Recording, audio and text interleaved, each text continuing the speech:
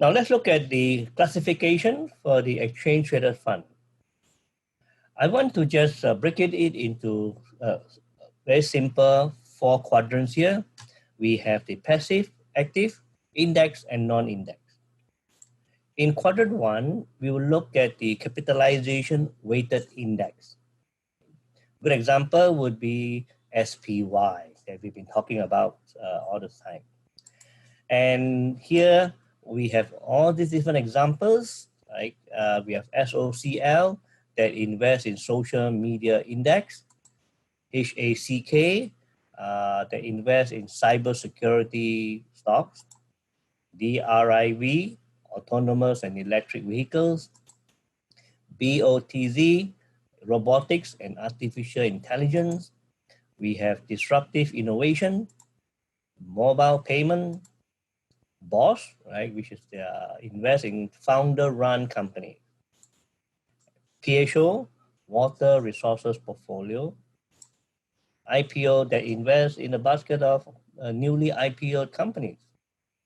Right?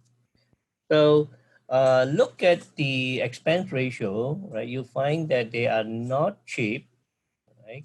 Okay, not cheap, and perhaps there's a lot more work involved in picking the stocks and rebalancing it every now and then. And perhaps they are marketing it in a way where they know that people are willing to pay up. So I would encourage you to use the website that I've shown you, ETF DB, ETF database, and portfoliovisualizer.com, and go through some of this and compare them with the SPY and look at the annual return over the years and look at the Sharpe and Sortino ratio, right? I would encourage you to email me with any of this that you find interesting, or if you have questions regarding any of this. Well, the trouble with this capitalization weighted index is that, as the name suggests, it would invest more money to the higher valued companies. That means that it's going to push up the valuation of the more expensive company. And some people call this making the bubble even bigger, right? So somebody else may say, well, I don't like to invest in this way. I would like to invest maybe equally weighted of the S&P 500, right? So then you are departing away from capitalization weighted. Okay? So this is important because people are concerned that to the extent that we are seeing this tech bubble happening again, right? They don't want to be buying and see that most of the money go into the information technology, okay? Because they are concerned that this bubble may burst. So this leads us to the away from passive to active, right? Active, and this is we are still following an index, but now we are actively managing this, right? How do we do this? Well, we can hedge some of the risks, and we can weigh the selection of this stock and say, I want to have them equally weighted, that's fine. I want to have them weighted to invest more money into companies that have higher cash flow and away from those that have negative cash flow. I want to put a higher weight to those that pay a higher dividend, right? So these are the innovation, right, that is classified under active and index, right? So here's an example of the enhanced index, right? You have the Japan EWJ, right, and the Japan DXJ. Why?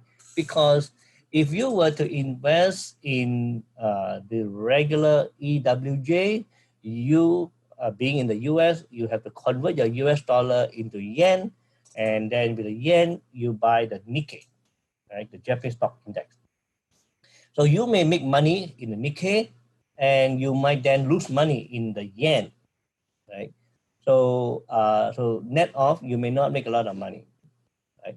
If you invest in DXJ, DXJ would hedge away your yen currency risk. So you get the benefit of whatever the Nikkei return shows. The other one is a PKW. This is the Nasdaq US Buyback Achiever Index. Right? So, don't be bothered with this word like achievers and magnificent and super and all this, right?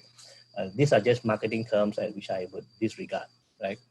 But what does it do? Well, this invests in a basket of Nasdaq stocks of companies that would buy back their own shares. Okay, right? It sounds interesting, right?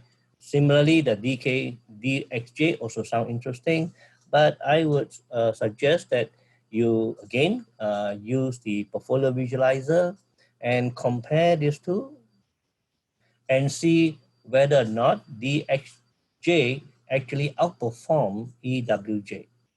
Similarly, like see whether PKW actually outperform the QQQ. Moving on, we can then look at the non-index beta exposure. Right? It's passive, non-index. A good example would be gold, right? Because gold has no index, right? Okay? And it's passive because whatever money you put into this ETF, the robot will just go out and buy gold. You put money into silver ETF, it will just go and buy silver. Okay? So here are some examples. We have the Global X Income Fund, like, for example, SDIV, Super Dividend, DIV, Super Dividend, US, and we have the commodities, right? We have copper, right? We have fertilizer, we have gold, right? And we have lithium, right? So for a time, lithium has been very popular with many people. Why? Because we are thinking about electric cars that need battery, and we see that our cell phone, right? Every time we upgrade, we have more features. We need better and better battery, right? And what is one of the more important material that get into the making of a battery? Lithium, right? So therefore, people get excited with lithium. Right? Then we have the active and the non-index. Right? A good example would be the PIMCO total return. So whenever you see something total return, that means that that fund can go anywhere and invest in anything. Okay, right? And I want to show you some example. MTUM, this is a momentum fund. Essentially, a lot of momentum fund would buy yesterday's winner and sell yesterday's loser. And so long as the stock is performing, like trading up, they would keep holding that stock. Okay. Then we have QVAL. This is a quantitative value, right? And it is one of those black boxes where a rocket scientist would have used a lot of high-level mathematics and data mine past data and hoping that the future looks the same as the past.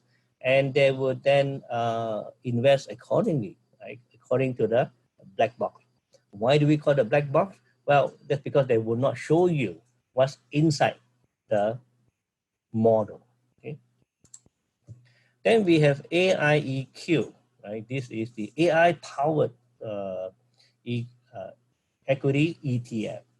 So it's similar to the black box, except that here they use a neural network and other sophisticated machine learning technique. Okay.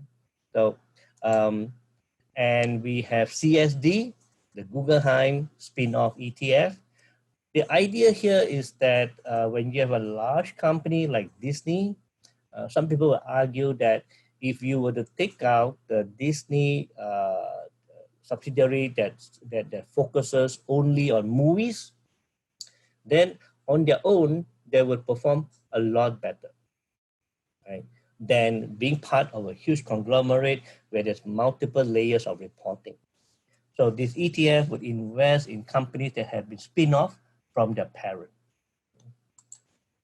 Guru would invest as a copycat of the top hedge funds in the US. So whenever somebody accumulates a big amount of stocks, they have to fill in a form, and that form is made public after a short period. So the robot would just copy whatever that's reported and buy what these top hedge fund people are buying. Okay?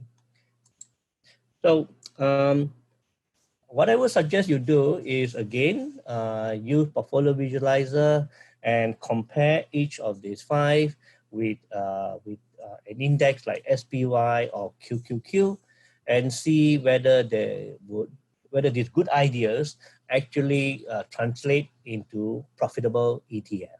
Right? Well, this concludes this section here.